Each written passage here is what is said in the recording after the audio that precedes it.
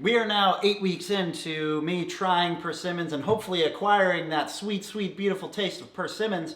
Last week the response was so clearly, Jory, I thought you loved microwaves, not persimmons. And I think it's because my beautiful microwave is in the shot.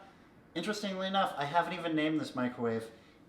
It's kind of like a cooking with benefits situation we have going on. So I have cut up some persimmon, put it in the microwave. I'm trying to do a fruit salad, a warm fruit salad. I don't know what I'm trying to say. How long should I put it in there for? Maybe 2 minutes? Yeah. It won't be in there 2 minutes. It'll be in there just another 10 seconds. While I have you guys here, how are you guys doing? Everything good? I'm pretty good. Work has been busy. This microwave is still treating me well.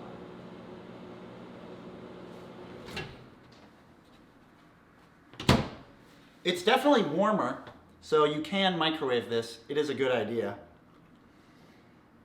It's not a good idea. Oh, now it's warm and sticky. Jory's on a mission.